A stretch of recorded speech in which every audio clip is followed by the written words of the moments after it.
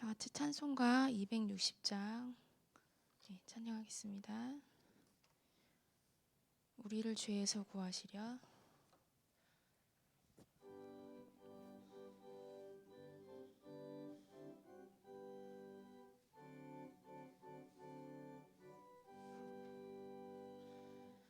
우리를 죄에서 구하시려 죄에서 십자가 굴셨으니 기쁘게 부르세 할렐루야. 나 구원 얻었네. 찬송하세 찬송하세 주님 나를 구하셨네.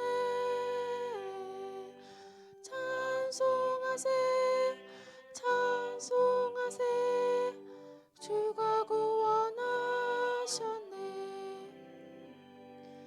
우리를 주께서 구했으니 이전에 행하던 악한 일과 주하고 더러운 모든 죄를 온전히 버렸네. 찬송하세 찬송하세 주님 나를 구하셨네. 찬송하세 찬송하세 주가 구원하셨네. 나 지금 죄에서 사함받아 거룩한 백성이 되었으니 이 육신 장막을 벗을 때도 겁날 것 없겠네. 찬송하세 찬송하세 주님 나를 구하셨네. 찬송하세 찬송하세 주가 구원하셨네.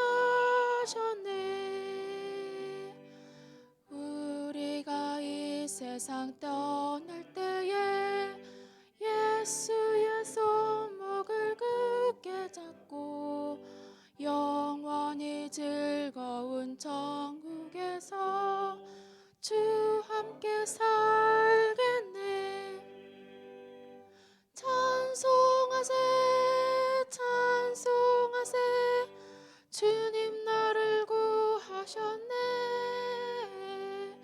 찬송하세 찬송하세 누가 구원하셨네.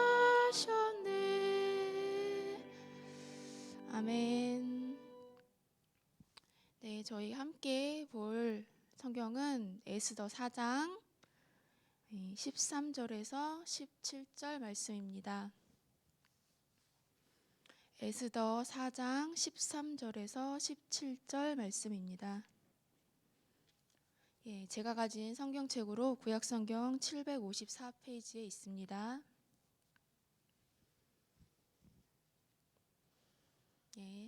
754페이지에 있습니다. 다 같이 찾으시면 교독하겠습니다.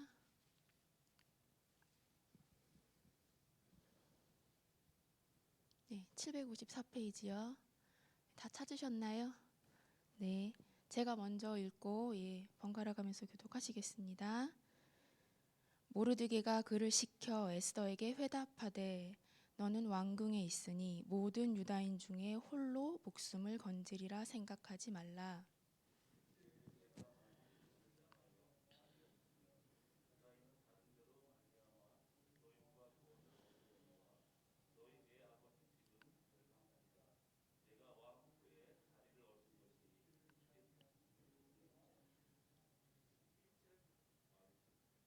네, 에스더 4장 13절부터요. 네, 제가 금방 13절 읽었고 14절 읽으셨습니다. 14절 굉장히 중요한 구절이라 한 번만 다시 같이 한번 읽을게요. 14절 이때에 내가 시작.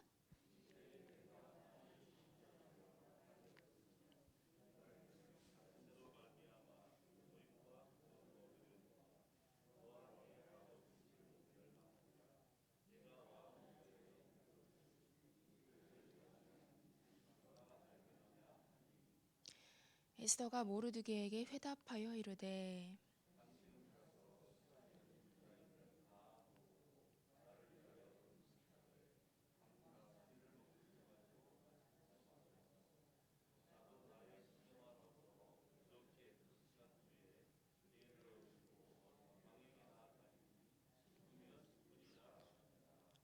모르드게가 가서 에스더가 명령한 대로 다 행하니라. 아멘. 네. 어, 여러분은 구원, 복음 이것이 무엇이라고 생각하십니까? 예. 바로 엊그제죠. 엊그제 새가족 교육 수료식이 있었잖아요. 그래서 새가족이신 분에게 새가족 교육을 하다 보니까 저희 기독교에 있어서 가장 중요한 복음, 구원에 대해서 설명을 해야 되는데 여러분 정말 새 가족, 새로운 이 이제 하나님을 처음 만난 분에게 이것을 설명하는 게 참 쉽지 않다는 생각을 정말 많이 했습니다.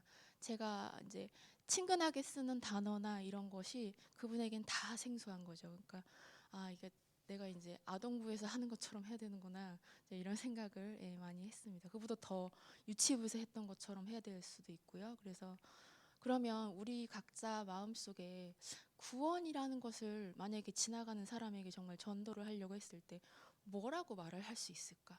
성경책을 이제 근거로 들어서는 우리가 어떻게 할 수 있을까? 그리고 보통 복음 하면은 예수님 안에서 모든 것이 다 성취되었다고 하잖아요. 그래서 예수님의 십자가 보혈부터 시작하시는 분들이 많죠. 여러분은 죄인입니다. 이렇게 많이 하잖아요.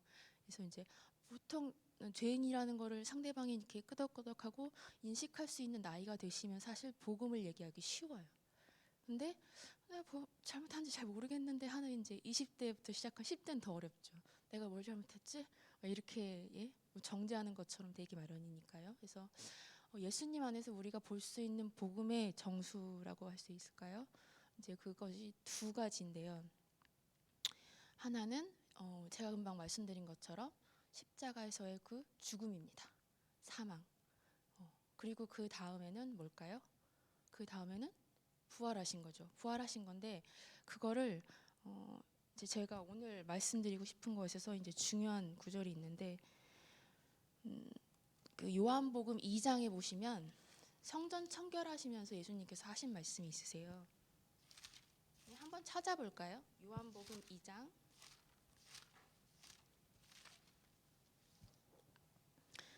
요한복음 2장 19절에서 21절인데요. 이거는 145페이지에 있습니다. 찾기 힘드신 분은 제가 읽겠습니다. 145페이지에 있고요. 예수께서 대답하여 이르시되 너희가 이 성전을 헐라 내가 사흘 동안에 일으키리라. 유대인들이 이르되 이 성전은 46년 동안에 지었거늘 내가 3일 동안에 일으키겠느냐 하더라. 그러나 예수는 성전된 자기 육체를 가리켜 말씀하신 것이라. 아멘. 그 예수님께서 말씀하신 너희가 이 성전을 헐라고 했을 때 일으키신다고 하신 성전이 뭐라고요? 눈에 보이는 성전이다? 아니고 예수님 자신의 육체를 성전이라고 하셨죠.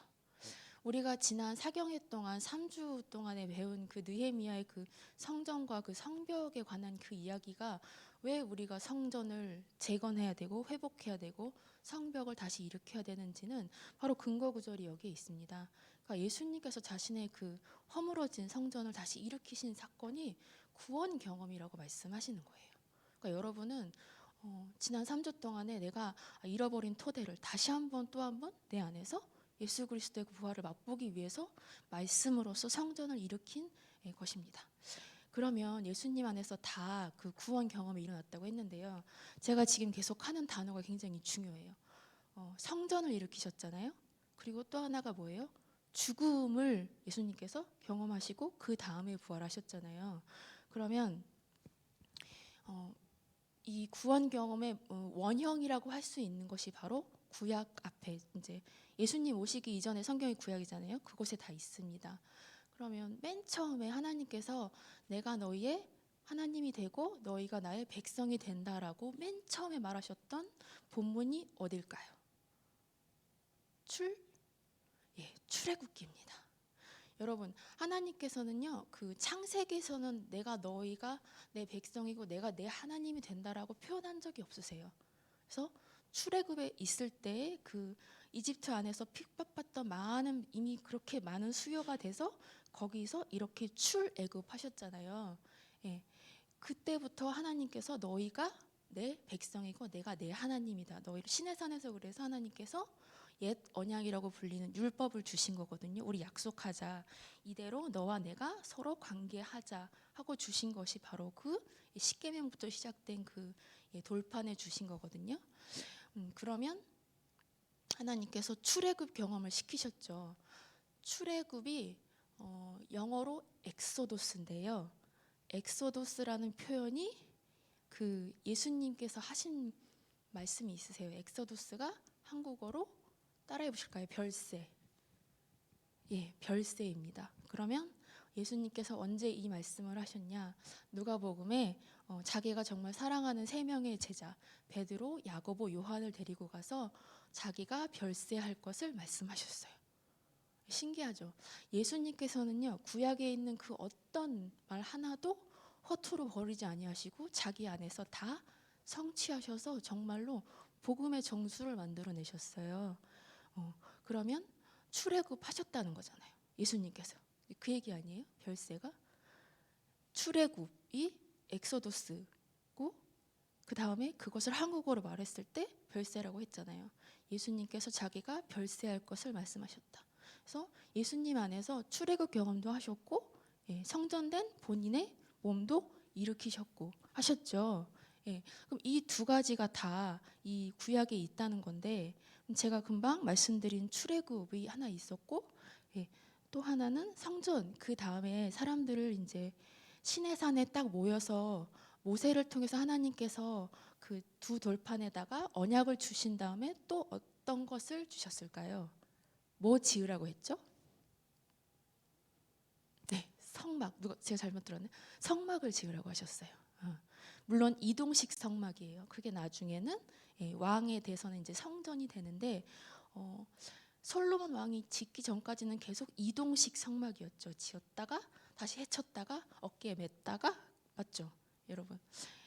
그러면 하나님께서 함께 하시는 거죠. 그 성막에.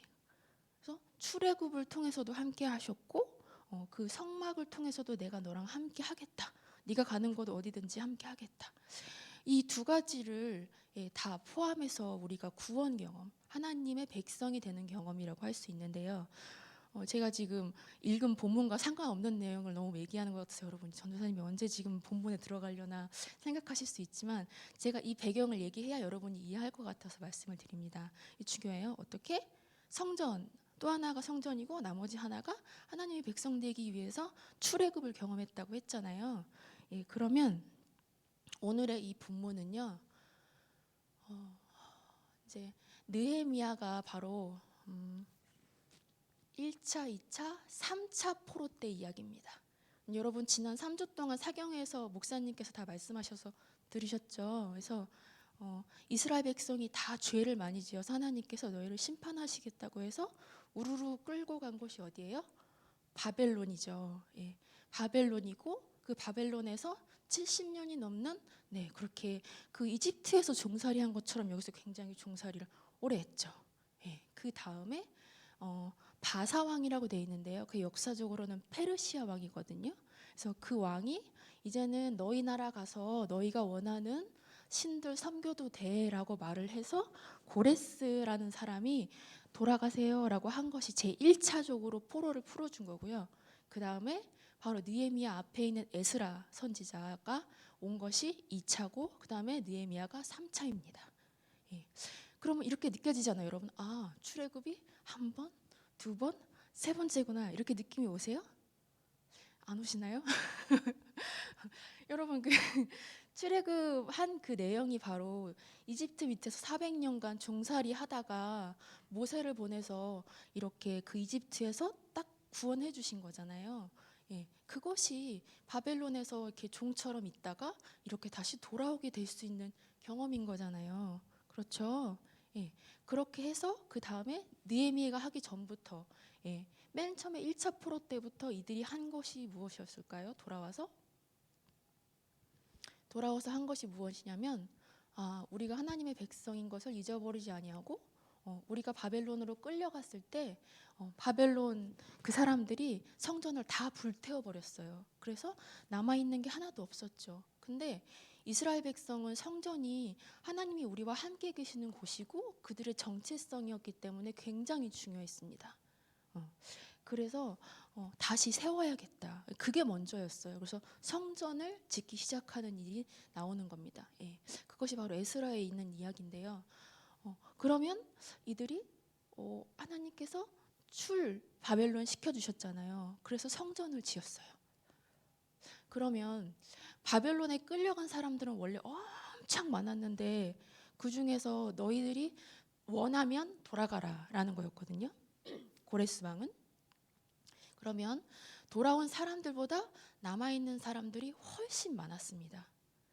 근데 하나님께서는 뭐라고 하셨냐면 그 예레미야서도 그렇고 이사야서도 그렇고 그 바벨론으로 포로로 끌려간 사람들이 그루터기라고 말씀하시거든요. 내가 너희로 다시 내 백성을 삼겠다고 하셨어요. 아니 그러면 하나님 말씀이랑 다르잖아요.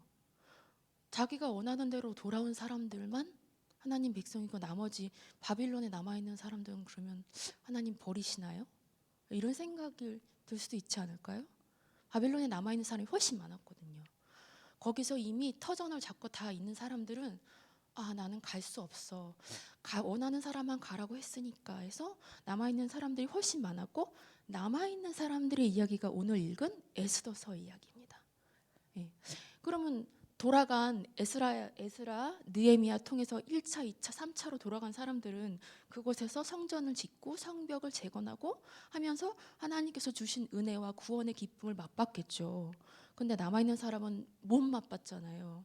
그럼 어떻게 이 사람들을 버린 거냐? 그것이 아니라는 이야기가 바로 오늘 에스더서 이야기입니다. 그래서 이게 굉장히 중요한 이야기인데 사실은 사람들이 여기에 하나님이란 이름이 한 번도 안 나온다는 이유로 잘 중요하게 취급을 안 해요. 하나님 이야기가 한마디도 없네? 이거는 성경에서 별로 중요한 성경이 아니야. 이렇게 생각하는 학자들도 있었습니다. 그런데 굉장히 중요한 복음의 또 다른 정수를 담고 있다. 지금 버려진 것 같은 이 사람들이 오늘 보세요. 위기를 맞이하죠. 어떤 위기를 맞이하고 있느냐면 여러분 혹시 에스더서 전체 내용을 아시나요? 네, 짧게. 에스더라는 유다인이 자기가 유다인인 것을 숨기고 왕비가 되었습니다. 예. 그런데 자기를 유다인으로 이제 열심히 키워준 자신의 삼촌이 이게 성문 입구에서 아각 사람이라는 사람이 지나갈 때 높은 사람이니까 절을 하라고 아하수에로 왕이라는 사람이 시켰어요. 근데 이 모르드게라는 삼촌이 그 사람이 아각 사람인 걸 보고 절을 하지 않았어요. 그걸 보고 저 사람 어느 나라 사람이야 하고 그 지나가던 아각 사람이 화가 나서 물어봤고 그래서 유다 사람이랍니다. 이 말을 듣고 안 되겠다. 본때를 보여줘야겠다 싶어서 유다 사람들을 몽땅 다 죽이기로 제비를 뽑아요. 어느 날이 좋을까? 어떻게 하면 다 죽일 수 있을까? 하면서 날짜를 제비 뽑았다고 해서 그 제비를 뽑다라는 게 부르란 뜻이고요. 그래서 여기서 나중에는 불임절이 생기는데 심지어는 이제 유다인들이 죽을 날만 받아놓고 있는 거예요. 그래서 모르드게가 안 되겠다 싶어서 자신의 옷을 다 찢고 죄를 뒤집어 쓰면서 그 성문 앞에서 통곡을 하고 있었어요. 그랬더니 그 왕비가 보고 자기 아버지와 같은 사람이 옷도 저렇게 입고 성문 앞에서 저러고 있으니까 마음이 아프잖아요. 그래서 시녀를 보내서 무슨 일인지 알아봐라. 우리 아버지 같은 사람 왜 저러고 있느냐. 그랬더니 가서 이제 내용을 알려주는 거죠. 그 내용이 바로 이겁니다. 네가 왕궁에 있다고, 네가 유대인인 거를 모르고 왕궁에 들어가 있다고 너 혼자 살 거라고 생각하지 말라는 거죠. 뭐라고 써 있어요? 네가 움직이지 않으면 분명히 하나님께서는 다른 곳으로 말미암아 구원을 하게 하실 거지만 대신 어떻게? 너와 내 집은 멸망할 거라는 거예요, 결국. 그 얘기를 하고 있어요.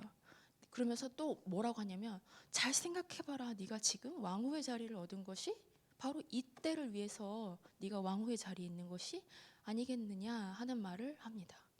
에스더는 굉장히 큰 고민을 했어요. 왜냐하면 이때는요, 왕이 에스더야 네가 보고 싶다, 우리 집에 내 방에 놀러 와라 이렇게 말하기 전에 에스더가 아하수에로 왕님 제가 보고 싶어요라고 먼저 가면 안 됐어요. 왕이 부르기 전에 먼저 가면 그거는 그냥 죽음입니다. 그러니까 이거는 지금 왕한테 자기가 이야기를 해야 되는 거잖아요. 자기가 먼저 갈 수가 없어요. 부르지도 않았는데. 그러니까 부르지 않았어요, 아버지, 이 말을 하고 있는 건데, 부르지 않았지만 네가 가서 네가 왜 왕후의 자리에 있는지 잘 생각해봐라 하는 이야기죠. 그래서 지금 에스더가 결단을 합니다. 뭐라고요? 죽으면 죽으리다.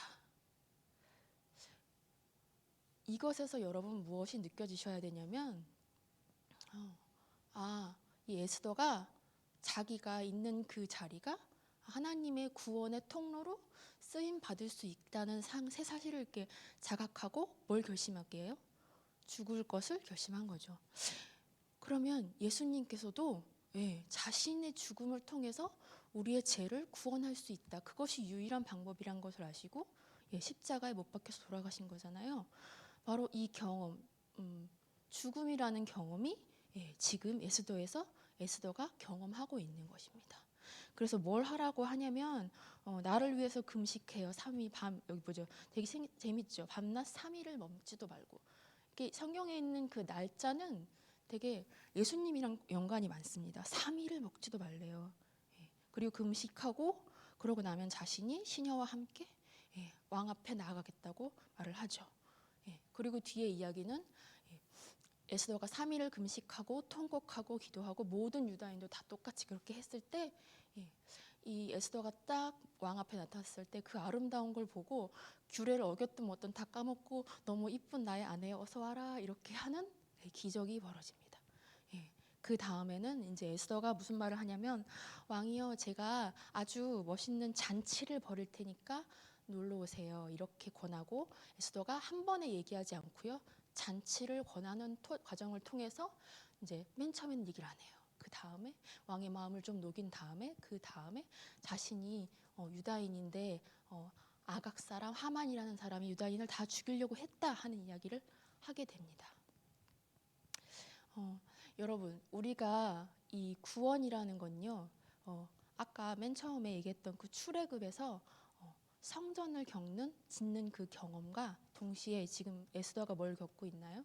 삶에서 죽음의 자리를 통과해야 되는 또 다른 그 출애굽을 경험하고 있는 겁니다. 그 사망을 통과해야 부활할 수 있는 이 출애굽의 경험을 겪고 있는 거예요. 여러분 출애굽이라는 게 그냥 이집트에서 모세가 그냥 데리고 나왔습니까? 그렇지 않죠. 가장 중요한 무엇이 있었죠? 유월절이라고 해서 그 죽음을 넘어간다 그러잖아요. 그래서 유대인들이 뭐예요? 어린 양을 잡아먹고 그 다음에 급하게 허리띠를 띠고 급하게 신을 신고 막 나오는 그 과정이 그리고 거기 있는 이집트에 있는 모든 첫 번째 난 것은 다 죽죠. 그렇게 해서 나온 과정이 바로 그 출애굽이거든요. 그러면 여러분 무엇을 통과했죠? 다 같이 죽음을 통과했습니다. 죽음을 통과하기 전에 근데 무엇을 잡아먹었죠? 어린 양. 예수님을 뭐라고 부르냐면 어린 양이라고 하죠. 예수님의 그 대신 되는 그 원형이 출애굽에서 다 있습니다. 하나님께서는 우리를 놓지 않으세요. 우리를 구원하시기로 작정하셨으면 악인이 죽는 것조차 기뻐하지 않으시거든요. 그래서 내가 구원에서 소외된 것 같다라고 생각하는 모든 환경에서는 하나님의 우리가 부재를 느끼잖아요. 하나님 안 계신가요? 왜 우리 이렇게 힘든가요? 오늘 이렇게 팍팍한가요? 하나님 요즘 저한테 왜 이러세요? 이런 마음이 들 때가 많죠. 여기 유다 남아있는 바벨론 사람들은 더 그랬을 거예요. 하나님이 느헤미야에서 말한 것처럼 이스라엘로 돌아간 사람들만 사랑하나 보다. 우리는 다 버려갖고 아각 사람 그 사람이 얼마나 왕한테 이쁨을 보였으면 우리 다 죽이려고 제비를 뽑을 정도로 우리가 이렇게 여기서 다 진멸해야 되는 건가 라는 생각이 들었지 않았겠어요? 근데 하나님께서는 이때를 위하여 에스더가 왕비가 되었죠. 예, 이게 여러분 굉장히 중요한 게요. 에스더가 유다 사람이잖아요. 한마디로 이방인이잖아요. 스페인에서는 왕비가 총 4명의 가문에서만 뽑았어요. 근데 그 4명의 가문이 아닌 정말 듣도 보도 못한 그런 곳에서 왕비가 되었다는 것은 굉장히 이례적인 일이고 있을 수 없는 일이랍니다. 근데 왕비가 되어서 떡하니, 그러니까 이 앞에서 왕비인 와스디라는 왕후가 말도 안 되는 일을 벌이거든요. 여러분 시간 나면 한번 천천히 읽어보세요. 그래서 와스디 왕후가 왕이 잔치에 와서 너의 얼굴을 보이라 그러는데 얼굴 코빼기도 안 베기다 결국에는 왕비에서 이렇게 끌어내리는 사건이 일어나요. 이런 일이 왜 일어나겠어요? 하나님께서는 준비하고 계신 거죠. 여러분 가운데서 구원의 경험을 여러분 하고 계신가요? 우리가 지난 3주 동안에 말씀으로 성전을 재건하고 성벽이 허물어졌던 것을 보수하라고 말씀하셨던 그 말씀이 들렸다면 그건 구원 경험의 반쪽이라고 볼 수 있어요. 성전과 동시에 내 삶에서 하나님께서 죽음을 통과하는 구원 경험이 있어야 이 두 개가 하나가 돼서 예수 그리스도께서 경험하신 구원을 경험하는 거죠. 여러분 구원은 한 번으로 끝나는 것이 아니에요. 내 삶에서 계속 반복적으로 구원 경험을 하셔야 됩니다. 예배 때 말씀으로써 내 안에서 성전을 짓고 삶에서는 어떻게 돼요? 죽음을 통과해야 되는 거예요. 근데 죽음을 통과한다 그러면 약간 멀어 보이잖아요. 근데 그렇게 한다기보다 내가 스스로 이건 정말 죽을 것처럼 힘들어하는 그런 상황이 왔을 때 내가 죽으면 죽으리다 하면서 하나님 도와주세요 하면서 하나님 뜻이 무엇인지 구하면서 내 뜻을 내려놓는 것이 바로 그 구원 경험입니다. 그리고 지나고 나면 바로 지난주처럼 감사합니다라는 말이 절로 나오죠. 예, 그러니까 추수감사 때는 어떤 거예요? 내가 1년 동안 지나온 죽음의 때를 지나서 오늘 하나님께서 또 구원하셨구나라는 것을 이렇게 말씀할 수 있게 하는 그런 아주 귀한 절기입니다.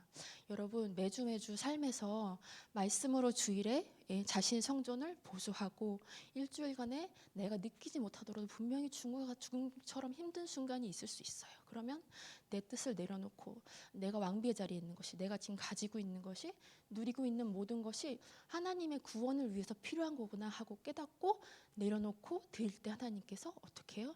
나를 통해서 많은 사람들을 살리는 경험을 해주신다는 겁니다.